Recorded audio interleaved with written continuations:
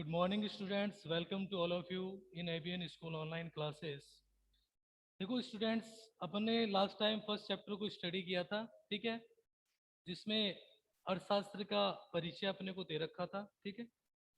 आज अपन क्या करते हैं, अभी अपना जो सेकंड चैप्टर है उपभोक्ता के व्यवहार का सिद्धांत, ठीक है। इकोनॉमिक्स में जो अपना दूसरा चैप्टर है माइक्रो इकोनॉमिक्स का, व्यष्टि अर्थशास्त्र का, ठीक है। तो उसका जो सेकंड चैप्टर है वो है उपभोक्ता के व्यवहार का सिद्धांत।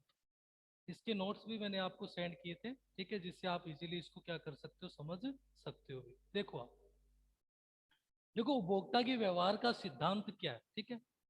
इसके अंदर आपको मैंने बताया था, देखो इसके अंदर क्या दे रखा है कि प्रत्येक उपभोक्ता को यह निर्णय लेना पड़ता है कि उसे किन किन वस्तुओं का वह कितनी कितनी मात्रा में उपभोग करना है, ठीक है। कोई भी प्रत्येक जो व्यक्ति होता है उसके पास आपको पता है कि साधन जो होते हैं वो क्या होते हैं, सीमित होते हैं, ठीक है। और उसकी आवश्यकताएं क्या होती है, असीमित होती है। यही तो अर्थशास्त्र का विषय था कि साधन सीमित है और आवश्यकताएं क्या होती है व्यक्ति की, असीमित होती है, ठीक है। तो सीमित साधनों को असीमित आवश्यकताओं में किस प्रकार विनियोजित किया जाए या किस प्रकार व्यवस्थित किया जाए, ठीक है, यही क्या होता था, अर्थशास्त्र का विषय होता था। तो यही अब उपभोक्ता के व्यवहार के जो सिद्धांत है, इसमें क्या दे रखा है कि कोई भी जो व्यक्ति होता है, ठीक है, उसको क्या करना पड़ता है, अभी कुछ चीजों का क्या करना पड़ता है, चुनाव करना पड़ता है। भाई कुछ चीजों का चुनाव क्यों करना पड़ रहा है, क्यों? क्योंकि उसके पास जो साधन है, उसकी जो आय है, वो क्या है, सीमित है, लिमिटेड है, ठीक है। और सीमित आय से अपन क्या नहीं कर सकते, अपनी असीमित आवश्यकताओं को पूरा नहीं कर सकते। तो इसलिए अपने को कुछ आवश्यकताओं को ही क्या करना पड़ता है, चुनाव करना पड़ता है कि वो जो अपनी साधन है, जो सीमित साधन है, उन सीमित साधनों से अपने को अपनी जो असीमित आवश्यकताएं होती है उनको अपन पूरा नहीं कर सकते। तो इसलिए उपभोक्ता क्या करता है, कुछ चीजों का क्या करता है, चुनाव करता है। और उपभोक्ता का उपयोग विभिन्न वस्तुओं पर निर्भर करता है, ठीक है, जैसे उपभोक्ता की रुचियां, ठीक है। और उपभोक्ता वस्तु का चुनाव किसके आधार पे करता है, वो अब उपभोक्ता जो होता है वो चुनाव किसके आधार पे चुनाव करेगा, अपनी रुचि और अपने अधिमान के आधार पे। मतलब एक तो उपभोक्ता अपनी रुचि के अनुसार क्या करेगा, वस्तु को चुनेगा। जिस वस्तु को खरीदने में उसकी ज्यादा रुचि होगी, ज्यादा इंटरेस्ट होगा, या जिस वस्तु से उसको ज्यादा संतुष्टि मिलेगी, उस वस्तु को वो क्या करेगा, चुनाव करेगा, उस वस्तु को वो क्या करेगा, खरीदेगा, ठीक है। तो बोलने का मतलब उपभोक्ता उन उन वस्तुओं पर क्या करता है, अपनी आय को खर्च करता है, या उन वस्तुओं को का उपयोग करता है जिससे उपभोक्ताओं को क्या मिलती है, अधिक संतुष्टि क्या होती है, प्राप्त होती है, ठीक है। इसके बाद में इसका प्रारंभिक संकेतन अथवा अभिग्रह दे रखा है। देखो क्या है, प्रारंभिक प्रारंभिक संकेतन अथवा तथा अभिग्रह। देखो इसमें कुछ प्रारंभिक संकेतन क्या है, देखिए आप, कि हम उपभोक्ता के व्यवहार का अध्ययन यह मानकर करेंगे कि केवल दो ही वस्तुएं हैं, ठीक है। सभी वस्तुओं को लेना पॉसिबल नहीं है। तो ये दो वस्तुओं के आधार पे अपन क्या करेंगे, उपभोक्ता के व्यवहार का अध्ययन करेंगे। इसमें दो वस्तुएं लेंगे अपन, ठीक है। और दोनों वस्तुओं की मात्राओं की कोई भी सम्मिलित इकाई को अपन क्या कहते हैं, बंडल या उपभोक्ता बंडल कहते हैं। अगर पूछा जाए बंडल किसे कहेंगे, तो जहां पर दो वस्तुएं मिल जाती है, आपस में मिलती है, तो उसको अपन क्या कहेंगे, बंडल कहेंगे, ठीक है। तो दो वस्तुओं की जो सम्मिलित इकाई होती है उसको क्या कहा जाएगा, बंडल या उपभोक्ता बंडल कहते हैं, ठीक है। तो इसमें क्योंकि बंडल जो उपभोक्ता बंडल जो शब्द है इसका कई जगह प्रयोग किया जाएगा, इसलिए आपको बताया कि दो वस्तुओं का जो समूह होता है, ठीक है, क्योंकि अपन इसमें दो वस्तुओं का क्या करेंगे, अध्ययन करेंगे, ठीक है। जैसे मान लो कि दो वस्तु है, ठीक है, कोई भी दो वस्तु लेते हैं, जैसे कपड़ा है या गेहूं है, तो उन दोनों की जो इकाई है, ठीक है, समन्वित इकाई जो होगी उसको क्या कहा जाएगा, बंडल या उपभोक्ता बंडल कहा जाएगा, ठीक है। दो वस्तुओं की समन्वित इकाई को अपन क्या कहेंगे, बंडल या उपभोक्ता बंडल कहेंगे, ठीक है। फिर अगला जो पॉइंट आता है वो आता है उपभोक्ता उपभोक्ता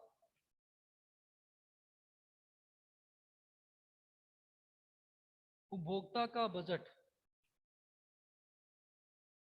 बजट, देखो बजट के बारे में आप लोगों ने सुना होगा कि जैसे आपने भी जो हर एक कंट्री का भी क्या होता है अभी ईयरली बजट क्या होता है, इश्यू होता है, ठीक है ना, ईयरली बजट निकालते हैं वो, ठीक है, सालाना बजट निकालते हैं, ठीक है। तो बजट का मतलब क्या होता है, बजट का मतलब ये होता है कि हर एक व्यक्ति जो होते हैं उसके पास क्या होते हैं भी साधन क्या होते हैं, ठीक है, सीमित है, मतलब जो इनकम जो होती है वो सीमित होती है, और उस सीमित इनकम को वो क्या करता है अपने अलग अलग खर्चों में क्या करता है विभाजित करता है। जैसे मान लो कि आपके घर है, आपके जो भी आपके जो फादर है उनकी आय मान लो 20,000 रुपए है, ठीक है, तो वो उन कार्यों में क्या करेंगे 20,000 रुपए का क्या करेंगे, किस तरह से उनका एडजस्टमेंट करते हैं, किस तरह से उनका उपयोग करते हैं, ये क्या कहलाता है बजट, ठीक है।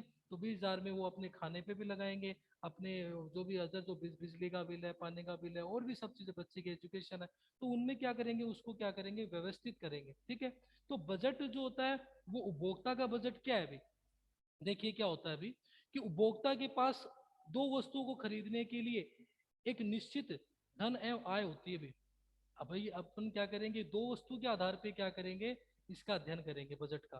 देखो क्या होता है अभी, कोई भी उपभोक्ता जो होती है उसकी आय या जो उसकी जो इनकम होती है वो क्या होती है निश्चित होती है, सीमित होती है, ठीक है, निश्चित आय होती है। जैसे मान लो कोई व्यक्ति उपभोक्ता है, उसकी अगर असीमित आय होती तब तो वो अपनी असीमित आवश्यकताओं को पूरा कर ही सकता था, लेकिन ऐसा कोई भी व्यक्ति नहीं जिसकी आय सीमित है, सबकी आय क्या होती है सीमित होती है।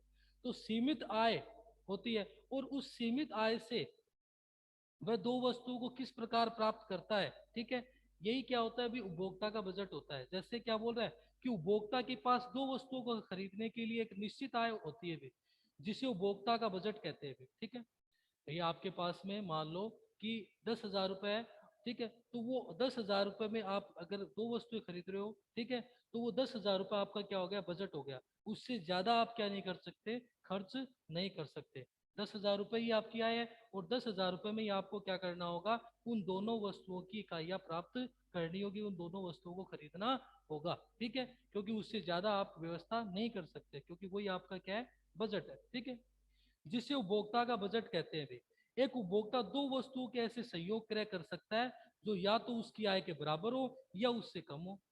एक उपभोक्ता जो होता है वो क्या कर सकता है भी, दो वस्तुओं के, जैसे मान लो उसको दो वस्तुएं खरीदनी है, ठीक है, अगर उसकी आय 10,000 रुपए है, ठीक है, और वो दोनों वस्तुएं मान लो एक वस्तु 4,000 की है और एक वस्तु कितने की है 6,000 की है, तो दोनों को वो खरीद लेगा, ठीक है, दोनों को वो परचेज कर सकता है।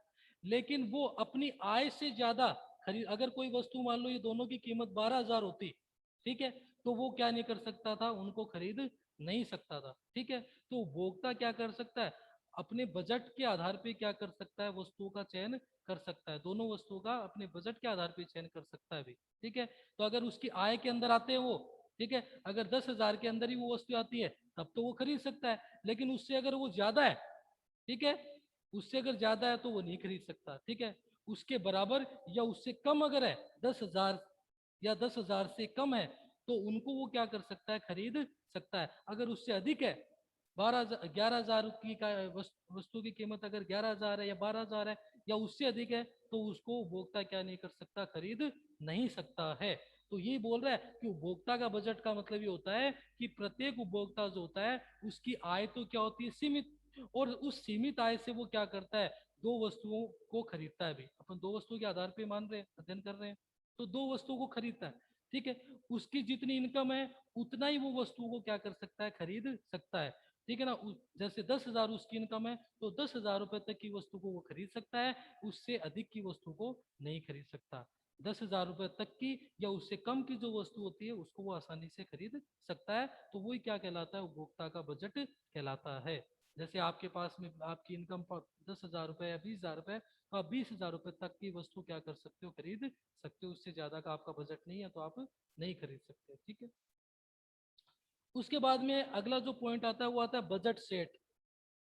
बजट सेट, देखो क्या होता है बजट सेट, क्या होता है अभी बजट, मैंने बताया कि बजट सेट देखो क्या होता है अभी आप, बजट सेट उन वस्तुओं के सभी बंडलों का वह संग्रह है जिसे उपभोक्ता प्रचलित बाजार कीमत पर अपनी आय से खरीदता है। ये क्या होता है, इसमें दो वस्तु, जैसे ये दो वस्तुओं का क्या होता है अभी, एक तरह से वह संग्रह होता है, ठीक है, या फिर ये उन उन बंडलों का ये संग्रह होता है जिसे उपभोक्ता क्या करता है, अपनी प्रचलित बाजार कीमत पे क्या करता है, खरीदता है, ठीक है। सेट किसे कहेंगे, जहां पर दो वस्तु शामिल हो जाएंगी तो उसको अपन क्या कहेंगे, एक सेट हो गया, ठीक है, सेट होना। तो वो बॉल सेट, जैसे देखो क्या होता है अभी, बजट सेट का मतलब क्या हुआ, कि बजट सेट उन वस्तुओं के सभी बंडलों का वह संग्रह है जिसे उपभोक्ता अपनी प्रचलित बाजार कीमत पे क्या करता है अभी, खरीदता है अभी। प्रचलित बाजार कीमत पे खरीदना मतलब दो वस्तुओं के बंडल, जैसे मान लो एक एग्जाम्पल के थ्रू अपन समझते हैं कि एक उपभोक्ता है जिसके पास मान लो कि 40 रुपए है, तथा दोनों वस्तु की लागत जो है वो 20-20 रुपए रखी गई है, ठीक है। एक उपभोक्ता है, उसकी इनकम कितनी है, उसके पास कितने रुपए, 40 रुपए, और दो वस्तुएं हैं, ठीक है, ए और बी मान लो, ठीक है, जो भी वस्तु है, दोनों वस्तुओं की कीमत कितनी रखी गई है, 20-20 रुपए रखी गई है, ठीक है। अब वो कितने बंडल कितने बजट सेट ले सकता है अभी, ठीक है, कितने बंडल खरीद सकता है, देखो जो बंडल बंडल उपभोक्ता खरीद सकता है वो किस प्रकार होंगे भी, कैसे खरीद सकता है, एक तो दोनों की, जैसे मान लो दोनों की या तो 0-0 इकाइयां खरीद सकता है, ठीक है, या एक की 0, दूसरे की क्या कर सकता है, एक इकाई खरीद सकता है, फिर या फिर तीसरे की एक और एक इकाई खरीद सकता है, या फिर या फिर क्या कर सकता है, पहले की 0 और दूसरे की 2 इकाइयां खरीद सकता है, ठीक है, या पहले दूसरे की दो, या फिर अगली जो है पहले की 2 या फिर दूसरे वाले की 0 इकाई, ठीक है। इस तरह से वो क्या कर सकता है, खरीद सकता है भी, ठीक है। क्यों, क्योंकि उसको दो इकाइयों को खरीदने के लिए उसके पास कितने, 40 रुपए, और दोनों इकाइयों का जो मूल्य है वो कितना है, 20-20 रुपए, ठीक है।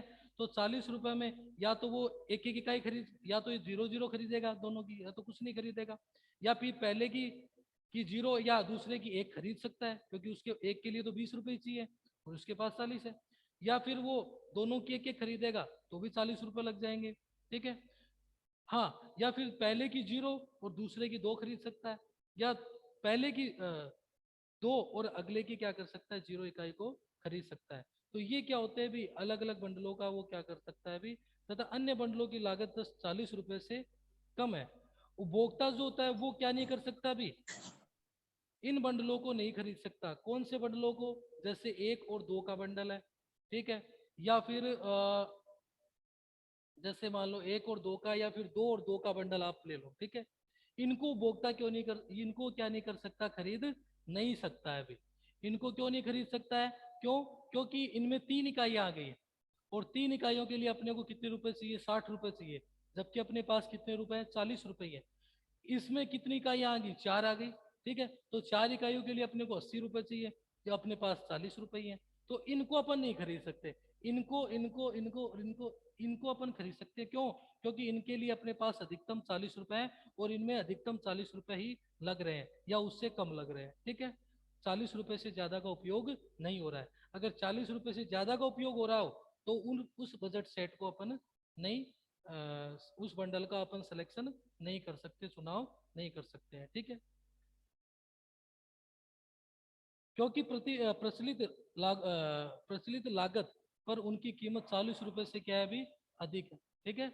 इनकी कीमत क्या है, 40 रुपए से अधिक है, इसलिए अपन इनका चुनाव नहीं कर सकते हैं, ठीक है। फिर आता है अगला पॉइंट, आता है अपना बजट प्रतिबंध। बजट प्रतिबंध, बजट प्रतिबंध क्या होता है अभी देखो आप, वस्तुओं की विद्यमान कीमतों तथा अपनी आय के अनुसार उपभोक्ता कोई भी बंडल उस सीमा तक खरीद सकता है जब तक उसकी कीमत उसकी आय के बराबर हो या उससे या कम हो, ठीक है। देखो कोई भी उपभोक्ता जो होता है वो अपनी वस्तु का चुनाव, कोई भी वस्तु जो होती है उसका चुनाव कहाँ तक कर सकता है, जहां तक उसकी आय है। अपनी आय के अनुसार ही वो वस्तु का या दो वस्तुओं का क्या कर सकता है, चयन कर सकता है, ठीक है। उससे उसके अधिक की वस्तु का वो चुनाव नहीं कर सकता, उसकी आय है उतनी वस्तु का वो क्या कर पाएगा, चुनाव कर पाएगा, या उससे कम की जो वस्तु होती है उसका वो क्या कर सकता है, चुनाव कर सकता है। तो इसे ही अपन क्या कहेंगे, बजट प्रतिबंध कहेंगे। कि ये क्या हो गया, बजट का प्रतिबंध हो गया, लिमिट हो गया, ठीक है, कि इससे ज्यादा की वस्तु अपन खरीद नहीं सकते हैं। अगर किसी व्यक्ति की आय 10,000 रुपए है तो वो 10,000 रुपए की वस्तु या उससे कम की वस्तु जो होती है उसको ही क्या कर सकता है, खरीद सकता है। उससे अधिक की वस्तु को वो क्या नहीं खरीद सकता भी, ठीक है। तो इसे अपन क्या कहेंगे, बजट का प्रतिबंध कहेंगे, बजट का लिमिटेशन कहेंगे, ठीक है। अगला जो पॉइंट आता है वो आता है अपना बजट रेखा अथवा मूल्य रेखा। बजट रेखा और मूल्य रेखा क्या होती है, देखो आप।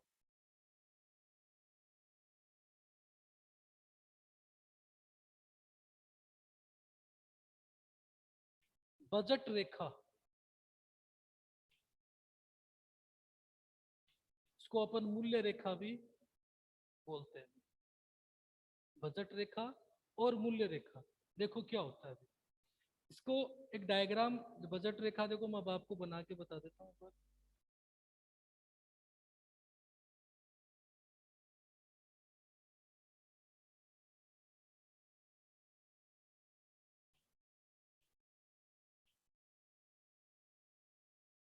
ठीक है,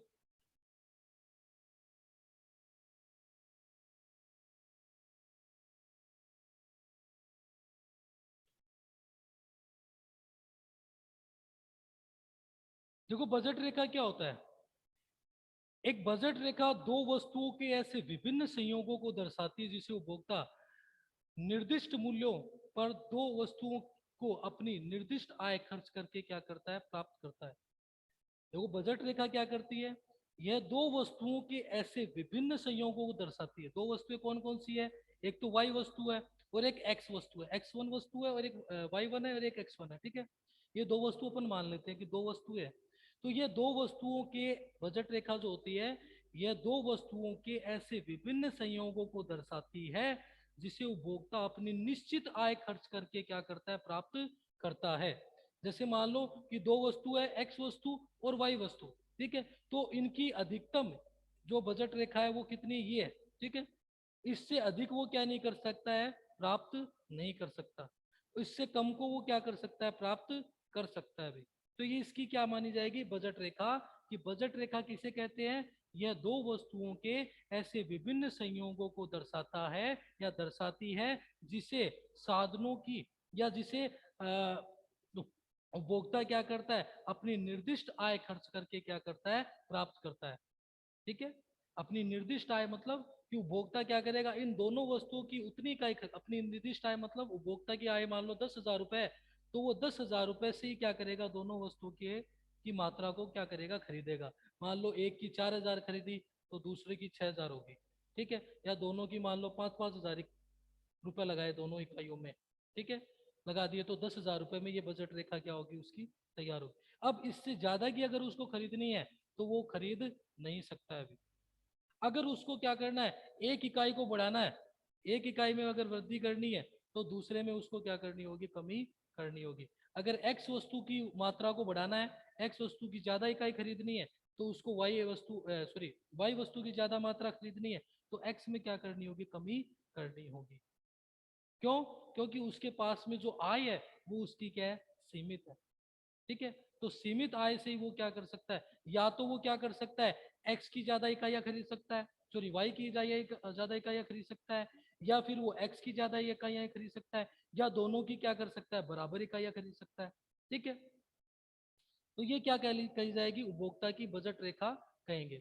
बजट रेखा से नीचे के बिंदु पर उपभोक्ता दोनों वस्तुओं का कम उपभोग करते हैं तथा कुछ आय भी बच जाती है। जैसे मान लो कि उपभोक्ता यहाँ पे क्या करता है भाई, अपनी आय का, जैसे मान लो कि यहाँ पे 5-5 हजार रुपए, वो 5,000 रुपए नहीं लगा के वो अगर 4-4 हजार रुपए का क्या कर रहा है, उपयोग कर रहा है, 4,000 रुपए का ही क्या कर रहा है, उपयोग। तो यहाँ पर 1,000 रुपए की उसकी क्या हो रही है, बचत हो रही है। उपभोक्ता क्या कर रहा है, अपनी पूरी आय को क्या नहीं कर रहा है, प्रयोग में नहीं ले रहा है, ठीक है ना। मान लो उपभोक्ता की आय 10,000 है लेकिन वो 8,000 रुपए खर्च कर रहा है, 4,000 रुपए वाई वस्तु पे और 4 क्या कर रहा है, एक्स पे।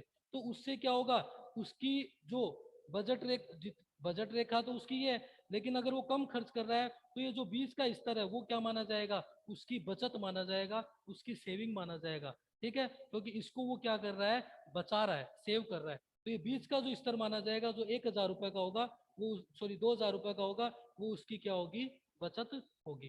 ठीक है, क्योंकि यहाँ तक वो केवल 8,000 रुपये लगा रहा है। ठीक है, और उसकी आय कितनी है, 10,000। तो 8,000 लगा रहा है, तो उसकी कितने बच के, 2,000 रुपये। ये 2,000 रुपये उसकी क्या होगी, बचत हो गई। ठीक है, सेविंग हो गई। ठीक है, 2,000 रुपये वो क्या करेगा, यहाँ पे बचा लेगा। अगर उपभोक्ता अपनी बजट रेखा के नीचे के स्तर को क्या करता है, चुनता है, या बजट रेखा से नीचे के स्तर का चुनाव करता है, तो उससे उसकी क्या होगी, उसके साधन भी प्राप्त होंगे, और उससे उसकी कुछ आय की बचत भी होगी। ठीक है, तो ये क्या होगा, उपभोक्ता, इसे क्या कहेंगे कि बजट रेखा से नीचे के बिंदु पर उपभोक्ता दोनों वस्तुओं का अगर कम उपभोग कर रहा है, तो उससे कुछ आय की बचत भी हो जाती है, उससे उपभोक्ता की क्या होती है, कुछ आय बच भी जाती है। ठीक है, ये आपको मैंने बता दिया भाई। ठीक है, फिर अगला जो पॉइंट आता है वो आता है बजट सेट में बदलाव। बजट सेट में बदलाव कैसे होता है भाई?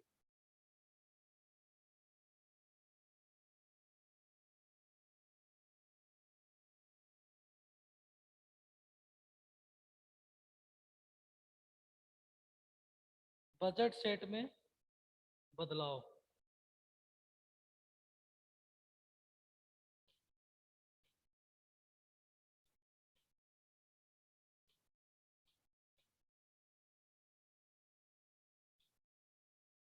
बजट सेट में बदलाव, देखो क्या होता है। बजट सेट में बदलाव का मतलब बजट में क्या आना भी, चेंजमेंट आना, परिवर्तन आना। ठीक है, देखो बजट सेट होता है, उसमें बदलाव कैसे आते हैं, देखो क्या बता रहा है कि उपलब्ध बंडलों का सेट दोनों वस्तुओं की कीमतों तथा उपभोक्ता की आय पर निर्भर करता है। आपको पता है कि कोई भी बंडल या कोई भी वस्तु को अगर अपने को चुनाव करना है, तो वो किस पर निर्भर करेगा, उपभोक्ता की आय पर निर्भर करेगा। जितनी उपभोक्ता की आय होगी, उतनी वस्तु का वो क्या कर सकता है, चुनाव कर सकता है, उसी बंडल को वो क्या कर सकता है, चुन सकता है, उसका चयन कर सकता है। उससे ज्यादा की अगर कोई वस्तु है, ठीक है, उसकी आय से ज्यादा या उसकी आय से महंगी अगर कोई वस्तु है, तो उसका वो चुनाव नहीं कर सकता। तो वस्तुओं का जो चुनाव है वो किस पर निर्भर कर रहा है, उपभोक्ता की आय पर निर्भर कर रहा है। ठीक है, जब वस्तु की कीमत तथा उपभोक्ता की आय में बदलाव होता है, तो उपलब्ध बंडलों में बदलाव होता है भी। ठीक है, अब क्या होगा भी, बजट रेखा जो होती है, बजट शीट जो होता है, उसमें बदलाव कैसे होगा। एक तो वस्तु की कीमत अगर क्या हो जाए, कीमत में परिवर्तन आ जाए, या फिर उपभोक्ता की आय में परिवर्तन आ जाए। दो से ही क्या हो सकते हैं, बदलाव हो सकते हैं। या तो क्या हो जाए, वस्तु की कीमत में बदलाव हो जाए, मतलब जैसे मान लो कि कोई वस्तु है, पहले क्या है, अभी 5 रुपए की अपन खरीद रहे थे, अब वो वस्तु मान लो 4 रुपए की हो जाए, तो अपन क्या कर सकते हैं, पहले की अपेक्षा ज्यादा वस्तु खरीद सकते हैं, या फिर उतनी वस्तु को कम रुपए में खरीद सकते हैं। ठीक है, और अगर मान लो कि उपभोक्ता की आय 10,000 थी, अब 10 की जगह मान लो उसकी आय 15,000 हो जाए, तो वो पहले की अपेक्षा क्या कर पाएगा, वस्तु को ज्यादा खरीद पाएगा, क्योंकि उसकी आय क्या होगी, बढ़ गई है। ठीक है, पहले मान लो कोई वस्तु की वो 20 इकाइयाँ खरीदता था, अब 20 की जगह वो उसकी क्या कर पाएगा, 30 इकाइयाँ खरीद पाएगा। ठीक है, तो बोलने का मतलब ये है कि बजट सेट जो होती है या बजट रेखा जो होती है, उसमें बदलाव कैसे आता है, वो दो कारणों से आता है। एक तो वस्तु का मूल्य में परिवर्तन, वस्तु के मूल्य में क्या हो जाए, परिवर्तन आ जाए।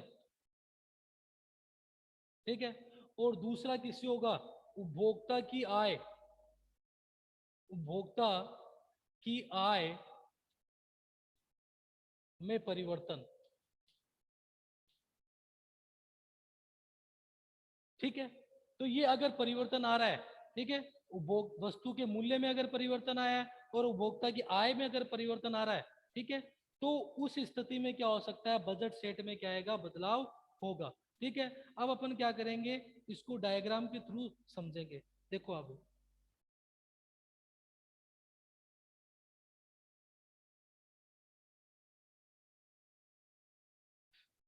देखो डायग्राम के थ्रू अपन समझते हैं।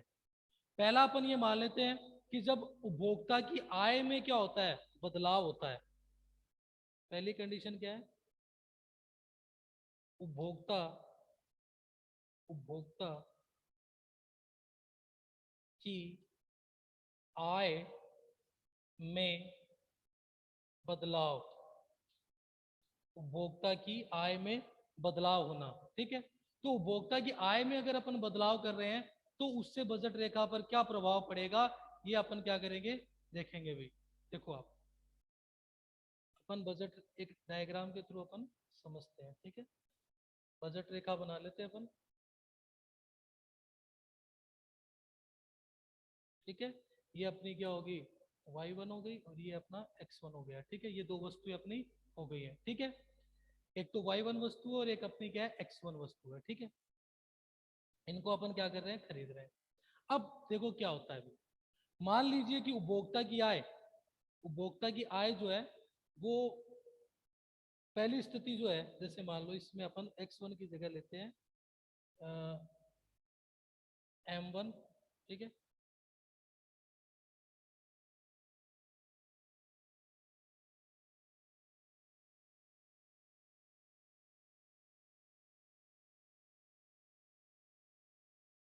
पहली आ गई अपनी m और दूसरी आ गई अपनी m1। m1 मान लो कि उपभोक्ता की आय जो है वो क्या होगी भी, कि उपभोक्ता की आय में m से बढ़कर m1 हो जाती है, परंतु दोनों वस्तुओं की कीमतें नहीं बदलती हैं। जब आय में वृद्धि होती है अर्थात m से m1 तक ऊर्ध्वाधर या अंतःखंड बढ़ता है। जैसे मान लो कि उपभोक्ता की आय में अगर वृद्धि होगी तो वह क्या करेगा, अभी पहले वस्तु की m इकाइयों को क्या कर रहा था, अभी वो खरीद रहा था। अब m1 इकाइयों को क्या कर पाएगा, वो खरीद पाएगा। ठीक है ना, क्योंकि पहले की अपेक्षा उसकी आय में क्या हो रहा है, अगर वृद्धि हो रही है, उसकी आय अगर बढ़ रही है तो पहले की अपेक्षा वो क्या कर पाएगा, वस्तु की ज्यादा मात्रा को खरीद पाएगा। ठीक है, यदि आय बढ़ती है तो उपभोक्ता विद्यमान बाजार कीमतों पर वस्तु को क्या कर पाएगा, भी वस्तुओं की अधिक इकाइयों को खरीद पाएगा। यदि आय में कमी होती है तो वस्तुओं की उपलब्ध मात्रा क्या करेगी, घटेगी। जैसे मान लो कि अगर उसकी आय में क्या होती है, कमी हो रही है, उसकी आय में क्या हो रही है, कमी हो रही है, तो ये जो बजट रेखा है ये राइट साइड दाईं ओर न मुड़कर क्या होगी, बाईं ओर इसका क्या होगा, बदलाव होगा। ये जो एरो होगा ये बाईं ओर आएगा। ठीक है, तो एम पहले एम होगी, अब ये दूसरी पोजीशन पे आ जाएगी। ठीक है, m1 यहाँ पे आ जाएगी, मतलब बजट रेखा जो है उसमें क्या आएगी, कमी आएगी। तो आय में बदलाव होने से क्या होता है, बजट के ऊपर भी क्या, बजट रेखा के ऊपर या बजट सेट में भी क्या होता है, बदलाव होता है। कैसे, अगर उपभोक्ता की आय वृद्धि होगी तो वो पहले की अपेक्षा क्या करेगा, ज्यादा m से m1 इकाइयों को खरीदेगा। और अगर आय में कमी होगी तो वो पहले की अपेक्षा क्या करेगा, कम इकाइयों का क्या करेगा, उपभोग करेगा, कम इकाइयों को वो प्रयोग में लेगा, कम इकाइयों का उपयोग कर पाएगा। तो उससे उसकी जो बजट रेखा है वो क्या होगी भी, बाईं ओर क्या होगा, बजट रेखा का मुड़ाव होगा या बजट सेट का बाईं ओर क्या होगा, बदलाव होगा।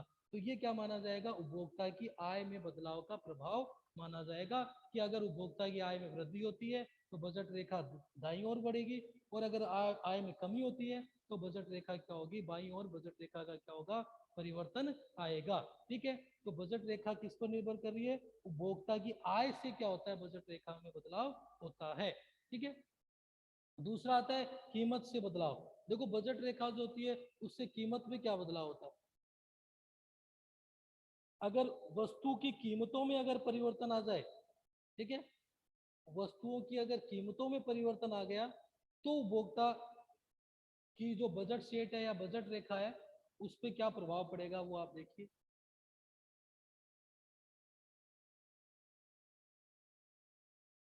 वस्तुओं वस्तुओं की कीमतों में बदलाव। ठीक है, वस्तुओं की कीमतों में बदलाव।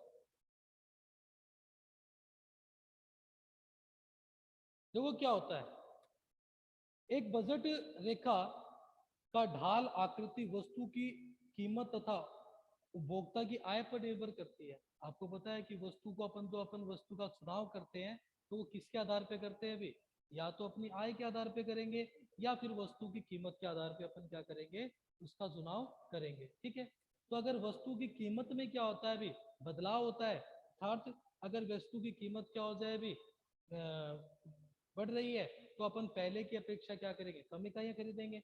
और अगर वस्तु की कीमत क्या हो रही है, कम हो रही है, तो अपन पहले की अपेक्षा अधिक इकाइयों का क्या करेंगे, उपयोग करेंगे। ठीक है, देखो क्या होता है, यदि किसी वस्तु की कीमत में वृद्धि होती है तो उपभोक्ता पहले से कम इकाइयों का क्या कर पाएगा, क्रय कर पाएगा।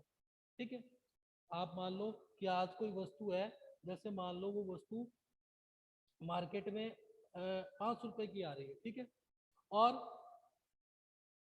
आपकी जो आय है वो मान लो 1,000 रुपये। ठीक है, 5 रुपए की आ रही है। ठीक है, तो आप उस वस्तु की कितनी इकाइयां खरीद पाओगे भाई, 200 इकाइयां। ठीक है, कितनी इकाई खरीद पाओगे, 200।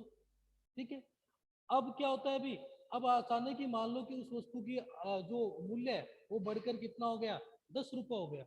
वस्तु का मूल्य कितना हो गया, 10 रुपये हो गया। तो आप 200 की जगह कितनी इकाइयां खरीद पाओगे, 100 इकाइयां।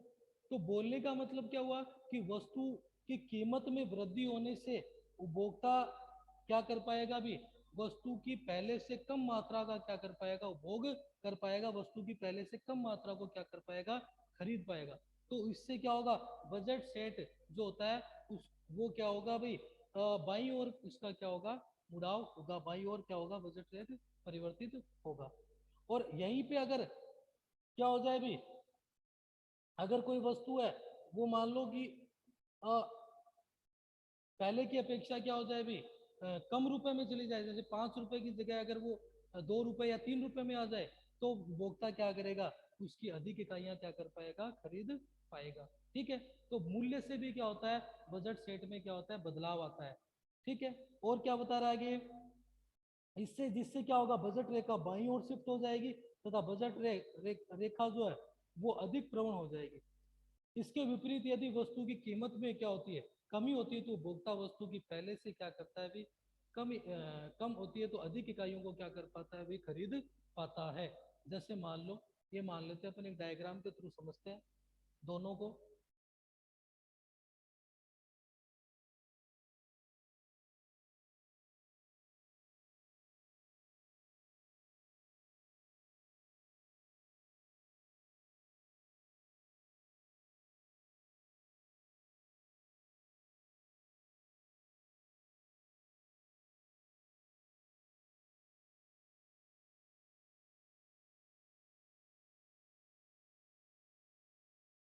जैसे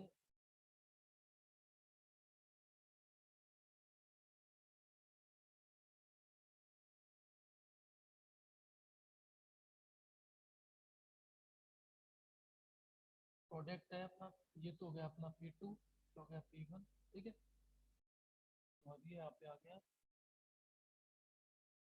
ठीक है, P2 P1। ठीक है, देखो क्या होता है अभी, अगर उपभोग वस्तु की कीमत में क्या होता है अभी, अगर वस्तु की कीमत के अंदर वृद्धि होती है, अगर वस्तु की कीमत में वृद्धि होती है, तो उपभोक्ता की जो बजट रेखा है वो बाईं ओर क्या होगी, परिवर्तित होगी। ठीक है, ये क्या जाएगी भी, लेफ्ट साइड में क्या करेगी, इसका मूवमेंट होगा। ठीक है, बाईं ओर क्या होगी, परिवर्तित होगी। क्यों, क्योंकि उपभोक्ता पहले की अपेक्षा आप क्या कर पाएगा, जैसे मान लो कि ये जो अपनी एक्स वस्तु है या P1 वस्तु है, ठीक है, P वस्तु जो अपना प्रोडक्ट है, उसकी कीमत क्या होगी, अचानक ही बढ़ गई। एक वस्तु की कीमत तो स्थिर है, एक साथ तो दोनों बढ़ेगी नहीं। तो अगर एक वस्तु की में वृद्धि हो रही है, दूसरी उतने रुपए में है, तो उपभोक्ता क्या करेगा, पहली वस्तु की उतनी खरीदेगा और दूसरी वस्तु की पहले से कम इकाइयों का क्या करेगा, उपभोग करेगा। तो उस स्थिति में उपभोक्ता का बजट, जो बजट रेखा है वो क्या होगी भी, बाईं ओर क्या होगी, परिवर्तित होगी। ठीक है, और इसी तरीके से अगर उपभोक्ता का क्या हो जाए भी, ये तो किस स्थिति में होगा, जब वस्तु की कीमत में क्या हो, वृद्धि हो, वृद्धि हो। वस्तु की कीमत में अगर वृद्धि होगी तो ये स्थिति होगी, और अगर वस्तु की कीमत में क्या हो जाए भी, कमी हो जाए, तो ये क्या होगा, दाईं ओर, राइट साइड में क्या करेगा, मूवमेंट करेगा। ठीक है, राइट साइड में क्या होगी इसकी बजट रेखा या बजट सेट का क्या होगा, राइट साइड में या दाईं ओर क्या होगा, मुड़ाव होगा। ठीक है, बजट रेखा है वो दाईं ओर क्या होगी, परिवर्तित होगी। ठीक है, तो ये क्या माना जाता है अपना बजट, बजट रेखा में बदलाव कहते हैं इसको, बजट सेट में बदलाव कहते हैं। बजट सेट जो होता है उसमें दो तरीके से क्या होता है, बदलाव होता है। एक तो होता है उपभोक्ता की आय के द्वारा और दूसरा होता है वस्तु की कीमत के द्वारा। ठीक है, आपको डायग्राम के थ्रू बता दिया गया है कि उपभोक्ता की जो आय होती है, ठीक है, आय में अगर वृद्धि होगी तो वो बजट रेट, बजट सेट जो है वो क्या होगा भाई, उसका जो मुड़ाव होगा या किसका मुड़ाव जो होगा वो क्या होगा, दाईं ओर होगा। ठीक है, राइट। और अगर आय में कमी होगी तो बजट रेखा या बजट सेट का जो मुड़ाव क्या होगा, बाईं ओर होगा। ठीक है, और भाई उसी तरीके से अगर वस्तु की कीमतों में अगर बदलाव हो रहा है तो वस्तु की कीमत में बदलाव करो, वस्तु पहले से अगर ज्यादा महंगी होगी तो उपभोक्ता क्या करेगा, पहले की अपेक्षा कम खरीदेगा, तो बजट सेट का जो मुड़ाव है वो क्या होगा, बाईं ओर होगा। और अगर वस्तु की कीमत क्या होगी, पहले की अपेक्षा क्या होगी, कम होगी, ज्यादा होती है तो कम खरीदेगा। और अगर वस्तु की कीमत क्या होगी, पहले से कम होगी, ठीक है, जैसे 5 रुपए की वस्तु है वो 4 रुपए में आने लगे, तो उपभोक्ता पहले की अपेक्षा क्या करेगा, उस वस्तु की अधिक इकाइयां खरीदेगा। ठीक है, तो उसे अपन क्या कहेंगे, बजट में बदलाव या बजट सेट में बदलाव कहेंगे। ठीक है, और अगर वो बजट रेखा से कम का चुनाव करता है तो उससे उससे क्या होगा, बीच का जो स्तर होगा वो उसकी क्या मानी जाएगी, बचत मानी जाएगी, उसकी सेविंग मानी जाएगी। जैसे उसकी मान लो कि वो 10,000 रुपये इनकम है और वो 8,000 रुपये खर्च कर रहा है, तो 2,000 रुपये उसकी क्या मानी जाएगी, बचत मानी जाएगी। तो ये क्या माना जाता है, बजट सेट में बदलाव माना जाएगा। ठीक है, अगला जो पॉइंट आता है वो आता है उपभोक्ता का अधिमान। उपभोक्ता का अधिमान, अधिमान का मतलब प्राथमिकता क्या होती है, देखो आप बजट सेट में सभी बंडल शामिल होते हैं, ठीक है, जो कि उपभोक्ता के लिए उपलब्ध होते हैं। उपभोक्ता अपने बजट सेट में से संयोग में से उपभोग बंडल का चयन कर सकते हैं। उपभोक्ता का यह चयन उसकी रुचि और अधिमान पर निर्भर करता है। उपभोक्ता का अधिमान का मतलब ये बोल रहा है कि बजट जो सेट होता है उसमें क्या होते हैं, विभिन्न प्रकार के क्या होते हैं, बंडल होते हैं, मतलब अलग अलग प्रकार के बंडलों, मतलब अलग अलग प्रकार की क्या होती है, वस्तुएं होती है। ठीक है, और इसमें उपभोक्ता क्या करता है भाई, अपनी इच्छा, अपनी रुचि के अनुसार या अपने अधिमान के अनुसार क्या करता है, अपनी प्राथमिकता के अनुसार, ठीक है, उस वस्तु का क्या करता है, चुनाव करता है भी। ठीक है, तो वो क्या माना जाता है, उपभोक्ता का अधिमान माना जाएगा। उपभोक्ता का अधिमान का मतलब कि उपभोक्ता विभिन्न बंडलों में से या बंडलों के सेट में से उस बंडल का चुनाव करता है जो उसकी रुचि के अनुसार होते हैं। ठीक है, अगर उसकी रुचि और अधिमान के अनुसार होते हैं, प्राथमिकता के अनुसार होते हैं, किस वस्तु को वो प्राथमिकता देता है, ठीक है, उसके अनुसार वो वस्तु को क्या करता है, चुनाव करता है, तो वही क्या माना जाता है, उपभोक्ता का अधिमान माना जाएगा। ठीक है, तो इसे अपन क्या कहेंगे, उपभोक्ता का अधिमान भी, उपभोक्ता का अधिमान कहेंगे। ठीक है, तो अपना नेक्स्ट टॉपिक है। ठीक है, सामान्य रूप में यह मान लिया जाता है कि उपभोक्ता के पास अच्छी तरह स्पष्ट अधिमान है, तो उपभोक्ता अपने अधिमान के क्रम में उन बंडलों का श्रेणीकरण कर सकता है भी। हाँ, श्रेणीकरण करना, सीरियल बनाना, मतलब क्या होता है कि उपभोक्ता के पास अगर आए है तो उपभोक्ता क्या करेगा, सबसे पहले तो उस वस्तु का चुनाव करेगा जो उसके लिए, जो उसको क्या होती है, जिससे उसको क्या होती है, सबसे ज्यादा संतुष्टि मिलती है, जैसे जिसमें उसकी अधिक रुचि होती है। ठीक है, तो पहले तो उसका चुनाव करेगा, फिर उससे कम संतुष्टि वाले का चुनाव करेगा, फिर उससे कम संतुष्टि वाले का या अधिमान वाले का चुनाव करेगा। ठीक है, तो ये बोल रहा है कि वो क्या करता है, उपभोक्ता अपनी आय के अनुसार क्या करता है, वस्तु का श्रेणीकरण भी कर लेता है, अधिमान के अनुसार क्या करता है, उनका श्रेणीकरण कर लेता है। जिसको वो ज्यादा अधिमान देता है, ज्यादा प्राथमिकता देता है, उसको पहले दे खरीदेगा, जिसको कम देता है उसको बाद में क्या करेगा, खरीदेगा। ठीक है, तो इस तरह से वो अपने अधिमान या बंडलों को भी क्या कर देता है, या वस्तु के बंडलों को भी क्या करता है, श्रेणीकरण या वो एक सीरीज में क्या करता है, बना लेता है। ठीक है, चुनाव करता है, तो वो क्या कहलाता है, उपभोक्ता का अधिमान कहलाता है। ठीक है, अगला जो पॉइंट आता है वो आता है अपना एकदिष्ट अधिमान। एकदिष्ट अधिमान क्या होता है, एकदिष्ट अधिमान का मतलब क्या होता है, देखो एकदिष्ट अधिमान क्या है, उपभोक्ता अधिमानों के विषय में यह मान लिया जाए कि अगर किन्हीं दो बंडलों जैसे x1 और x2 या y1 और y2 में x1 और x2 बंडल में से कम एक वस्तु हो और y1 और y2 की तुलना में अन्य वस्तु की कम मात्रा न हो तो उपभोक्ता y1 और y2 की को x1 और x2 को अधिमान देगा। इस प्रकार के अधिमान को निर्दिष्ट अधिमान कहते हैं। मतलब जिस ग्रुप में या जिस बंडल में क्या होती है, ज्यादा इकाइयां होती है, ठीक है, उसको क्या करेगा उपभोक्ता, ज्यादा अधिक प्राथमिकता देगा। ठीक है ना, किसी बंडल में क्या है, ज्यादा इकाइयां हैं, किसी बंडल में अगर कम है, ठीक है, या किसी ग्रुप में कम है, तो अधिक को वो वाला को क्या करेगा, वो ज्यादा अधिक प्राथमिकता देगा, और कम वाले को वो क्या करेगा, कम प्राथमिकता देगा। जैसे उसे, जैसे मान लो एक बंडल है जिसमें टू टू, एक बंडल है जिसकी यदि बंडल 1 1 की तुलना में की जाए तो इस बंडल में दोनों ही वस्तु की मात्रा अधिक है। ठीक है, इसके पास बंडल 2 1 की तुलना में वस्तु एक की समान मात्रा है तथा जैसे मान लो दो बंडल है, फॉर एग्जाम्पल जैसे पहला बंडल है उसमें 2 2 है और दूसरा बंडल जो है उसमें 1 1 है, तो उपभोक्ता किसको देगा भाई, पहले वाले को क्या करेगा, एक दिष्ट अधिमान देगा। मतलब एक पहले वाले को अधिक प्राथमिकता देगा। एक दिष्ट अधिमान का मतलब उसको पहले, क्यों, क्योंकि दोनों की तुलना में पहली वस्तु भी इसमें अधिक है और दूसरी वस्तु भी इसमें क्या है, अधिक है। ठीक है, तो उसको अपन क्या कहेंगे, एक दिष्ट अधिमान माना जाएगा। ठीक है, तथा वस्तु दो की समान मात्रा है। अगर उपभोक्ता के पास एक दिष्ट अधिमान हो तो वह सभी तीन बंडलों में से क्या करेगा, सब, जैसे मान लो अलग अलग बंडल भी अगर अपन ले तो उसमें जैसे मान लो 1 1 है, ठीक है, या फिर 2 1 है, या फिर 1 2 है, ठीक है, या फिर 2 2 है, तो वो सबसे ज्यादा प्राथमिकता किसको देगा, 2 2 का जो बंडल होगा उसको अधिक प्राथमिकता देगा, क्योंकि तो इसमें उसको क्या होगी, सबसे ज्यादा क्या मिल रही है भी, इकाइयां प्राप्त हो रही है, सबसे ज्यादा उसको क्या मिल रही है, वो संतुष्टि प्राप्त हो रही है। ठीक है, तो जिस बंडल में क्या होगी, अधिक इकाइयां होगी उसको वो क्या करेगा, एक दिष्ट अधिमान देगा। ठीक है, तो ये आपका क्या होता है, यहाँ पे टॉपिक फिनिश होता है। फिर आगे अपन क्या करेंगे, अगला टॉपिक पढ़ेंगे। ठीक है।